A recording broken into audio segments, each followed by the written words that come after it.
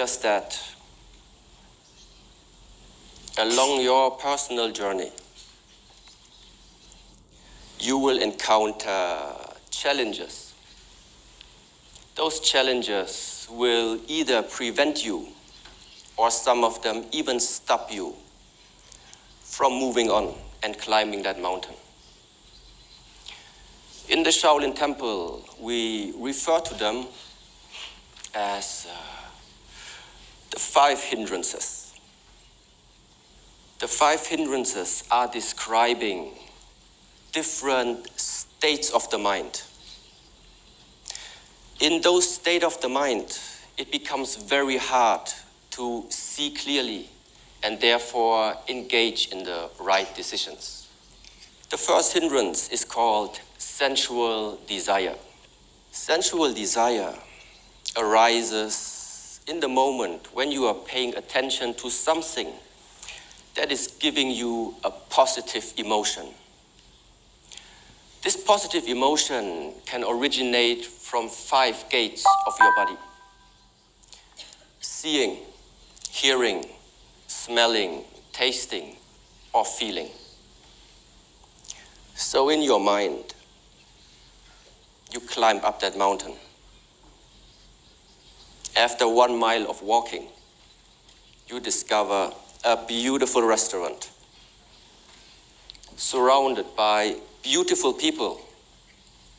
You smell delicious food and the great variety of beverages. When you follow that temptation, you have already lost your track. When this temptation becomes so strong that you don't want to leave that place anymore, then the sensual desire has turned into an obsession.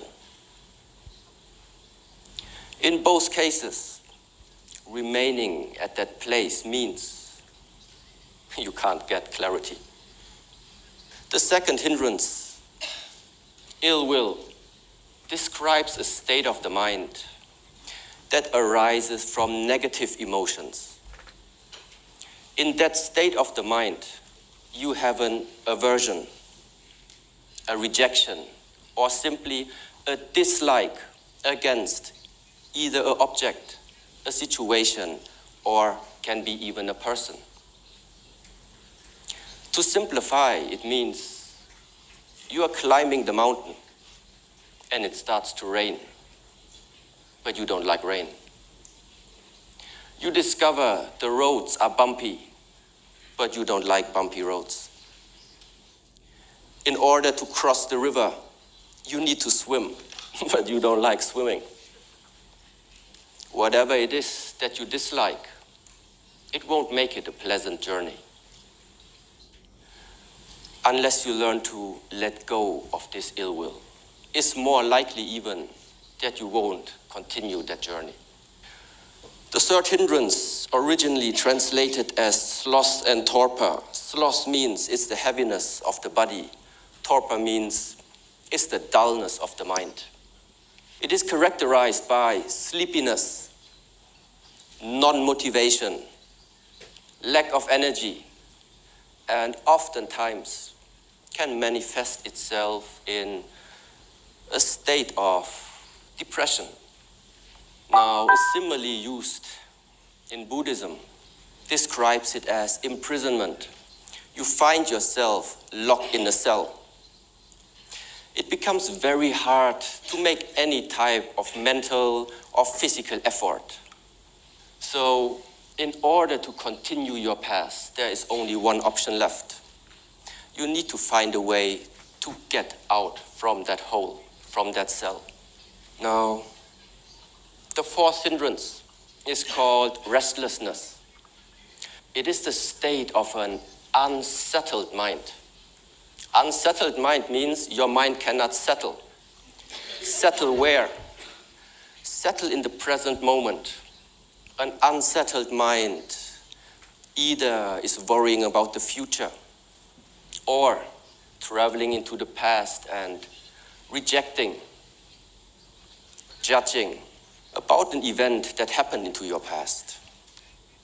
A simile used here is the monkey mind, constantly jumping from one branch to another, unable to stay for a too long time at the present moment.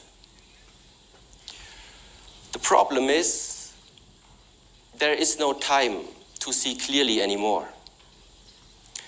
Now, the last of the 5 hindrances is called skeptical doubt and is very closely related to a state of mind which is based on indecisiveness. It is very easy in that state of mind getting lost in thoughts. Can I do this? Is this the right path? What will the others say? What if this? What if that? The mind cannot synchronize with your own actions anymore. And the result is that you are getting disconnected with the goals and aspirations that once you have set to yourself. When the way is filled with too much doubts, more often you will stop instead of moving on. That we know the 5 hindrances now, what are we going to do about them? You need to align and structure your life in such a way to prevent those hindrances from arising. If you are not successful, you need to use techniques in order to remove them. Each of these hindrances is placing a dark cloud on your mind or on the way of your climb. Simply remember one thing. Just let it rain. This is a 4-step method to help you removing those hindrances. The first step is recognize in what state of the mind you are finding yourself in. Afterwards, learn to accept, acknowledge, and allow the situation or a person to be the way how it is, to be the way how they are. Investigate your emotional and mental state and ask questions. Why did it come up? What is going to be the consequence if I remain in that state? And ultimately, non-identification means it is the practice. I am not the body.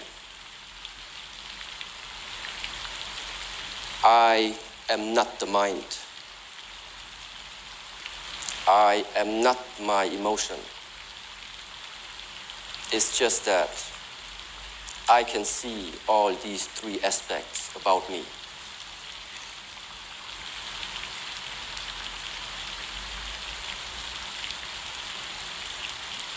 All of our lifetimes, all of our lives are too unique to copy the past from someone else. To bring meaning to your life, to bring value into your life, you need to learn and master yourself. And don't let the hindrances stop you. If any of you chooses to climb that path to clarity, I will be very happy to meet you at the peak.